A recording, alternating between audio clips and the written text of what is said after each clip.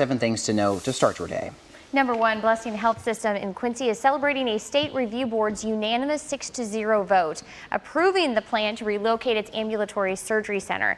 The nearly 36,000 square foot building will be built in the same area that's currently the physician parking lot, bordered by the Spring and 12th Streets. The target completion date is January of 2022. Number 2, happening today, representatives from Facebook, Twitter, and Google will appear before a Senate committee about digital responsibility when it comes to mass violence and extremism that's spread online.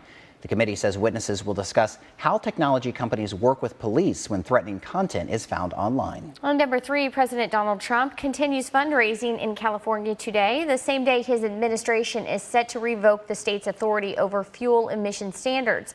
The decades-old rule allowed California to set tougher car emission standards than those of the federal government.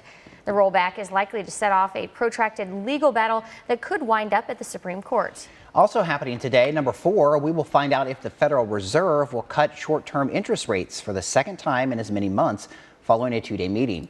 The central bank cut rates for the first time in more than a decade this past July as it tries to help the U.S. navigate a slowing global economy and an ongoing trade war with China. And number 5, happening today, Secretary of State Mike Pompeo is on his way to Saudi Arabia to discuss the recent attacks on oil production facilities there and possible responses to the aggression. U.S. officials say experts have examined the wreckage and determined the cruise missiles and drones used in those attacks were made in Iran. Number 6, happening now, forecasters have downgraded Imelda to a tropical depression. But that storm is threatening to dump as much as 1.5 feet of rain in parts of Texas and Louisiana through Thursday. The main threat is the potential for flooding.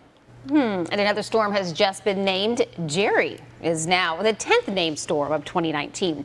Number 7 here in the Tri-States. We're back into the upper 60s across the Tri-States, but we're still in store for a big warm up today.